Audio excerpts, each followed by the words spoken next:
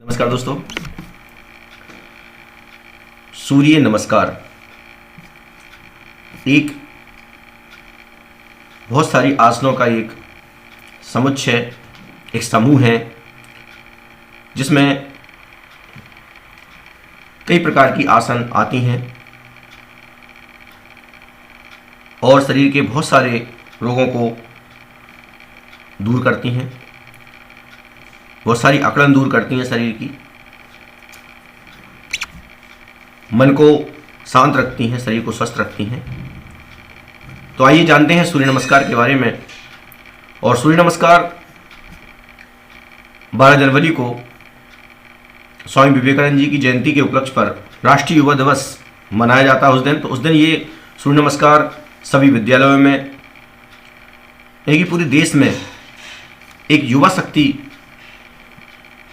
जागृत करने के लिए, एक युवा व्यक्ति के मन को जागृत करने के लिए ये सूर्य नमस्कार की जो 12 आसन होती हैं ये की जाती हैं। और वैसे भी ये घर पे अपन को करना चाहिए। अगर इसको हर दिन सूर्य नमस्कार को 1 या 2 बार अपन लोग दोहराते हैं घर पर, तो काफ़ी शरीर की परेशानियां दूर होती हैं और अपन लोग स्वस्थ रहते हैं। वैसे भी अपना देश, भारत देश विश्व गुरु है योग के मामले में, पूरे विश्व को योग दिया है भारत ने, और सूर्य नमस्कार उनमें से एक है। तो आइए जानते हैं कि सूर्य नमस्कार की आसन कौन कौन सी होती हैं और उनमें क्या क्या, किस तरह से अपन लोग करते हैं और उनसे क्या क्या अपन को लाभ होता है, और कौन सी आसन करते समय कौन सा मंत्र बोलना चाहिए। तो चलिए पहले अपन लोग यहाँ देख लेते हैं, चलते हैं बारी बारी से। सबसे पहले अपन लोग आते हैं, दिख रहा होगा आपको,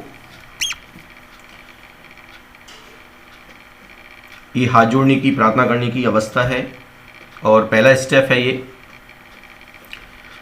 जिसमें अपन लोग सूर्य भगवान की ओर मॉर्निंग टाइम में हाथ जोड़कर नमस्कार करने की, प्रार्थना करने की जो स्थिति होती है, पोजीशन, उसमें खड़े रहते हैं। प्रार्थना की मुद्रा होती है ये, और पहली स्थिति है। प्रार्थना की मुद्रा में दोनों हाथों को जोड़कर कोहनियों से जमीन के समांतर पंजों को मिलाकर सीधे खड़े हो जाना होता है। इसमें पूरे शरीर को शिथिल छोड़ दिया जाता है, श्वास सामान्य रहती है, उसमें किसी प्रकार का ताकत लगाने की आवश्यकता नहीं रहती, एकाग्रता रहती है अनाहत चक्र पर। और मंत्र इसमें जो बोला जाता है इस वाले आसन में, ओम मित्राय नमः, ओम मित्राय नमः, ये मंत्र इसमें बोला जाता है पहली स्टेप में। इससे लाभ क्या है, इससे फायदा क्या है? व्यायाम की तैयारी के रूप में एकाग्रता आती है, मन शांत होता है, शांत अवस्था लाता है और रक्त संचार को सामान्य करता है। ये इस वाली आसन से लाभ हैं। अब देखते हैं दूसरी स्थिति, जिसमें अपन लोग हाथों को पीछे की ओर ले जाते हैं। हस्त उत्तासन आसन कहते हैं इसको। हाथों को पीछे की ओर ले जाते हैं, दोनों भुजाओं को सिर के ऊपर से उठाते हैं और पीछे की ओर ले जाते हैं। भुजबंद कानों से स्पर्श करता हुआ रखते हैं। भुजाएं, सिर और ऊपरी धड़ को यथाशक्ति पीछे की ओर झुकाते हैं। भुजाओं को उठाते समय श्वास लेते हैं। भुजाओं को जब अपन लोग ऊपर उठाते हैं तो सांस ग्रहण करते हैं। एकाग्रता क्या है इसकी, विशुद्धि चक्र पर होती है और मंत्र बोला जाता है ओम रवि नमः। लाभ क्या है इस आसन से, चलिए देखते हैं। पेट की जो अतिरिक्त चर्बी को हटाता है, पाचन को सुधारता है, फेफड़े शुद्ध करता है, पुष्ट करता है, भुजाओं और कंधों की मांसपेशियों का व्यायाम होता है। ये दूसरा वाला जो स्टेप है सूर्य नमस्कार का। चलिए अब तीसरी वाली स्थिति में आते हैं अपने, जिसमें दोनों हाथों को नीचे की ओर ले जाते हैं और अपने पंजों से हाथों को स्पर्श करते हैं। पदहस्तासन, जैसे पैरों से हाथों को लगाया जाता है और सिर पीछे की ओर पैरों के नीचे से झांकता हुआ रहता है। सामने की ओर तब तक झुकते जाइए जब तक कि हाथ की उंगलियां पंजे तक ना पहुंच जाएं। जमीन को पैरों के बगल में स्पर्श ना कर लें, लेकिन इसमें यह है कि जितनी शक्ति हो उतने हिसाब से झुकें। एक से एक दम झुकना गलत है। हर दिन कोशिश करें और जितना आप झुक सकें उतना झुकें। मस्तक को घुटने में से स्पर्श कराएं, ज़्यादा जोर ना लगाएं और पैरों को सीधा रखें, मतलब घुटने मुड़े नहीं। इस आसन में इस बात का अपन को ध्यान रखना होता है। या देख पा रहे हैं अपन लोग, ये स्थिति रहती है तीसरी पोजीशन में। इस तरह से पोजीशन अपन लोग बनाते हैं। इससे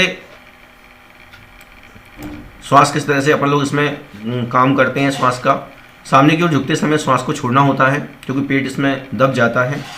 अधिक से अधिक सांस बाहर निकालने के लिए अंतिम स्थिति में पेट को संकुचित करते हैं, मतलब पेट दब जाता है क्योंकि अपन सांस बाहर निकालते हैं इसमें। एकाग्रता स्वादिष्टान चक्र पर होती है। मंत्र इसमें बोला जाता है ओम सूर्याय नमः। इससे लाभ क्या होता है? पेट और अमाशय के दोषों को रोकता है, उन्हें नष्ट करता है, पेट की अतिरिक्त चर्बी को कम करता है, कब्ज को दूर करने में सहायता करता है, रीढ़ को लचीला बनाता है और रक्त संचार में तेजी लाता है, रीढ़ की स्नायुओं के दबाव को सामान्य बनाता है। अब आते हैं अपन लोग चौथी वाली स्थिति में सूर्य नमस्कार की, जैसे बोलते हैं अश्व संचालनय आसन। घोड़े जैसी रहती है स्थिति ये, जिस तरह से घोड़ा ऊपर मुँह करके हिलनाता है वैसे ही ये स्थिति रहती है। इसमें एक पैर को पीछे ले जाया जाता है। अब किस पैर को पीछे ले जाया जाता है वो यहाँ पर देखेंगे। यहाँ पर इसे बोलते हैं अश्व संचालनय आसन।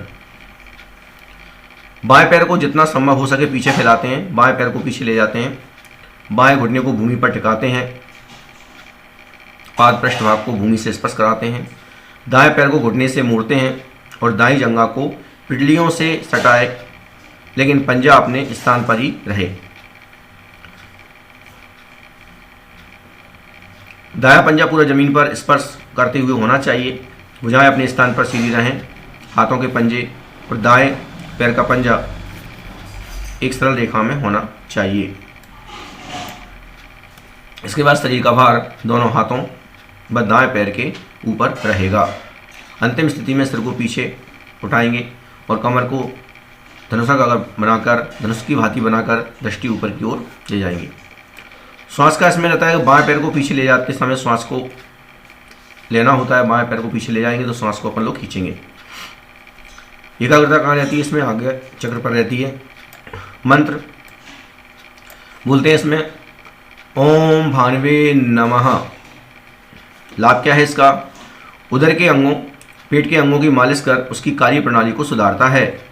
पैरों की मांसपेशियों की शक्ति को भी पूर्ण करता है, पैरों की मांसपेशियों शक्ति को बढ़ाता है। अब आते हैं अपन लोग पांचवें आसन पर। इसमें अपन लोग एक पहाड़ की तरह दोनों हाथों और पैरों को वजन साथ कर बीच का हिस्सा ऊपर उठाते हैं। इसे पर्वत आसन बोलते हैं। पर्वत की तरह अपन लोग ऊपर उठ जाते हैं। दाएं पैर को पीछे ले जाते हैं। अभी बाएं पैर पीछे गया था, दाएं पैर को भी पीछे ले जाते हैं और दोनों पैरों के तलवे जमीन पर स्थापित करते हुए कमर व नितंबों को अधिकतम ऊपर उठाते हैं। एड़ियाँ जमीन से सटी रहती हैं। दृष्टि नाभि पर रखें। अंदर की ओर, सिर से अंदर की ओर झांक देखते हैं अपन लोग, नाभि की तरफ देखते हैं। कमर और स्तंभों को उठाने की पूर्व श्वास छोड़ना होता है। एकाग्रता विशुद्धि चक्र पर होती है और मंत्र है इसका ओम खगाय नमः। लाभ क्या है इसमें? भुजाओं और पैरों की स्नायुओं और मांसपेशियों को शक्ति प्रदान करता है। अश्व संचालन के अश्वाचार के विपरीत आसन के रूप में रीढ़ को उल्टी दिशा में झुकाकर इसे लचीला बनाता है। रीढ़ के स्नायुओं के दबाव को समान बनाता है। उनमें शुद्ध रक्त का संचार करने में सहायक है। रक्त का प्रवाह स्रो भाग में तीव्र होने से मस्तिष्क को क्रियाशीलता मिलती है। छठवा वाला आता है इसमें अष्टांग नमस्कार आसन। इसमें शरीर में 8 अंग जमीन को स्पर्श करते हैं। दोनों पैर, दोनों ठुड्डी, दोनों हाथ, छाती और ठुड्डी। कितने होगा ये? 2 पैर, 2 घुटने, 1 छाती, 1 दाढ़ी और 2 हाथ, कितने हो गए 8। तो यहाँ पे 8 अंग जमीन को स्पर्श करते हैं। अष्टांग नमस्कार आसन कहते हैं इसको अपन लोग। कैसे करते हैं इसको? घुटनों को जमीन पर टिकाते हैं, पंजों को पलटाते हैं, तलवे आकाश की ओर रखते हैं, शरीर को भूमि पर इस प्रकार झुकाते हैं कि अंतिम स्थिति में दोनों पैरों के पंजे, दोनों घुटने, सीना, दोनों हाथ और ठुड्डी मतलब दाढ़ी जो रहती है वो भूमि को स्पर्श करें। मतलब 8 अंग जमीन को स्पर्श करते हैं शरीर के, और अपन लोग पूरे जमीन के ऊपर रहते हैं। उठा हुआ हिस्सा रहता है बाकी का, केवल 8 अंग जमीन को स्पर्श करते हैं। नितंबा उधर जमीन से थोड़े ऊपर उठे हुए होना चाहिए। श्वास का क्या है? श्वास को बाहर की ओर रोके रखते हैं अपन लोग इसको। एकाग्रता मणिपुर चक्र पर होती है और मंत्र है ओम पुष्पने नमः। लाभ क्या होता है इससे? पैरों और भुजाओं की मांसपेशियों को शक्ति प्रदान करता है, सीने को विकसित करता है। इसके बाद 7वां स्टेप आता है इसमें भुजंगासन। भुजंग आप जानते हैं एक सर्प की आकृति, जो सर्प जिस तरह से फन उठाता है तो उसे अपन लोग उस तरह से ही ये आसन बनती है। दोनों हाथों को जमीन पर टिकाते हैं और सिर को ऊपर की ओर झुकाते हैं। रीढ़ की हड्डी पर इसमें घुमाव आता है, दोनों पैर सीधे रहते हैं, तलवे आकाश की ओर रहते हैं। भुजंगासन सांप की तरह अपन लोग इसमें एक सांप फन उठाता है वैसे ही आसन करते हैं। भुजंगासन नाम है इसका। हाथों को सीधा करते हुए कमर से ऊपर के भाग को ऊपर उठाते हैं, सिर और गर्दन को पीछे की ओर झुकाते हैं, दृष्टि आसमान की तरफ रखते हैं। कमर को धनुषाकार बनाकर उठते हुए श्वास लेते हैं। इसमें एकाग्रता स्वादिष्टान चक्र पर होती है और मंत्र ओम ऋणभ्याय नमः ये मंत्र का उच्चारण किया जाता है। लाभ क्या है? इस पर अमाशय पर दबाव पड़ता है। ये अमाशय के अंगों में जमे हुए रक्त को हटाकर शुद्ध रक्त का संचार करता है। ये आसन बदहजमी और कब्ज आदि पेट के सभी रोगों के निवारण में उपयोगी है। रीढ़ को धनुषाकार बनाने में इसमें व उसकी मांसपेशियों में लचीलापन आता है एवं रीढ़ के प्रमुख स्नायुओं को शक्ति प्रदान मिलती है। दमा, श्वास संबंधी रोग और गर्दन संबंधी रोग स्नायुओं के रोगियों के लिए बहुत ही उपयोगी आसन है। अब आता है 8वें नंबर का आसन। फिर से पर्वत जैसी स्थिति में अपन लोग आते हैं, पर्वतासन जो होती है वैसी स्थिति में आते हैं। ये 5वें जो आसन रहती है उसका पुनरावृत्ति होती है, दोबारा से उसी आसन में अपन लोग पहुंच जाते हैं। शरीर को जिस स्थिति से ले जाते हैं उसी स्थिति में वापस आते हैं तो 12 आसन हो जाती हैं। तो ये 5वीं स्थिति जो है उसका पुनरावृत्ति है 8वां आसन। शरीर को सामान रख करते हुए पैरों के पंजों को पलटाएं, तलवे भूमि पर स्थापित करें। शरीर को इस प्रकार संतुलित करें कि अंतिम स्थिति में कमर और नितंब अधिक से अधिक ऊपर जाए, एड़ियाँ जमीन पर हों एवं आपस में मिली हों, नाभि की ओर देखें। श्वास धड़ को उठाते समय श्वास छोड़ना होता है। एकाग्रता विशुद्धि चक्र पर होती है और मंत्र है ओम मरीचे नमः। लाभ क्या है इससे ये जान लेते हैं। भुजाओं एवं पैरों के स्नायु मांसपेशियों को शक्ति प्रदान करता है। भुजंगासन के विपरीत आसन के रूप में रीढ़ को उल्टी दिशा में झुकाकर उसे लचीला बनाता है। रीढ़ के स्नायुओं के दबाव को सामान बनाता है, उसमें शुद्ध रक्त का संचार करने में सहायक होता है। रक्त का प्रवाह स्रोभाग में तीव्र होने से मस्तिष्क को क्रियाशील बनाता है। अब आता है नवासन, अश्व संचालन आसन। ये भी आपका चौथी जो स्थिति होती है उसका दोबारा से रिपीट होता है, उसी आसन जैसी ये रहती है। इसमें घोड़े जैसी स्थिति बनती है, जिस तरह घोड़ा चलता है और ऊपर मुंह करके खड़ा होता है उस तरह से आसन ये होती है। स्थिति 4 में बायां पैर पीछे जाता है, जबकि स्थिति 9 में दायां पैर पीछे जाता है। 4 में बायां पैर पीछे जाता है और स्थिति 9 में दायां पैर पीछे जाता है। बायां पैर आगे की ओर बीच में आता है।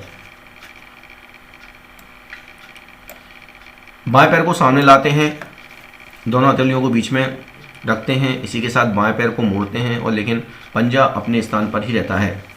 दाहिने पैर को यथाशक्ति पीछे की ओर तानते हैं, पाद पृष्ठभाग आसमान की ओर रखते हैं, घुटने की भूमि पर टिकाए रखते हैं, भुजाएं अपने स्थान पर सीधी रहती हैं। इसके बाद शरीर का भार दोनों हाथों और बाएं पैर के पंजे पर, दाएं घुटने और दाएं पैर के पंजे पर स्थापित करते हैं। अंतिम स्थिति में सिर को पीछे की ओर ले जाते हैं और कमर को धनुष आकार बनाते हुए दृष्टि ऊपर की ओर रखते हैं।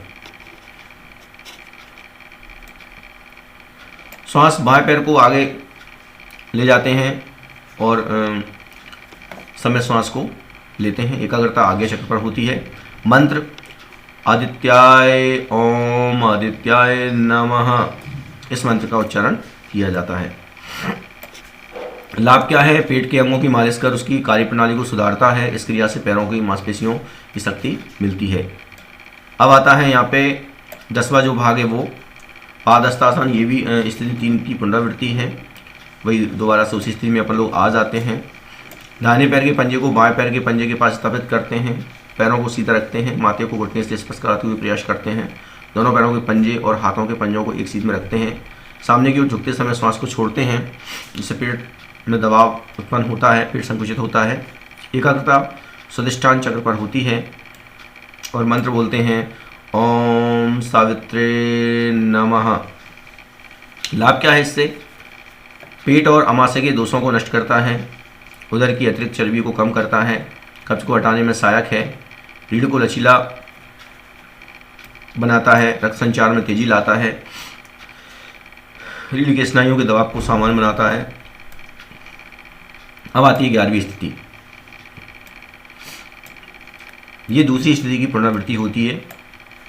इसमें हस्त उत्तासन आसन होता है। इसमें हाथों को पीछे की ओर ले जाते हैं, पैरों को बिल्कुल सीधा रखते हैं, दोनों हाथों को सिर के ऊपर से उठाते हैं, भुजबंद कानों को स्पर्श करते हुए रखते हैं और भुजाओं, सिर और ऊपरी धड़ को यथाशक्ति पीछे की ओर झुकाते हैं। श्वास भुजाओं को उठाते समय श्वास को लेना होता है। एकाग्रता विशुद्धि चक्र पर होती है और मंत्र ओम अर्काय नमः। इससे लाभ होता है, उदर की अतिरिक्त चर्बी को हटाता है और पाचन को सुधारता है, फेफड़े शुद्ध करता है, पुष्ट करता है, भुजाओं और कन्नों की मांसपेशियों का व्यायाम होता है। अब आती है 12वीं आसन, जो पहली आसन का पुनरावृत्ति होती है। प्रार्थना की मुद्रा में इसमें आ जाते हैं। ये प्रथम स्थिति की आवृत्ति होती है। प्रार्थना की मुद्रा में दोनों हाथ जोड़कर कोहनियों को जमीन के समांतर पंजों को मिलाकर सीधे खड़े हो जाते हैं और पूरे शरीर को शिथिल छोड़ देते हैं। इसमें श्वास को सामान रखते हैं और एकाग्रता अनाहत चक्र पर होती है और मंत्र होता है ओम भास्कराय नमः। लाभ है, पुनः एकाग्र एवं शांत अवस्था में लाता है।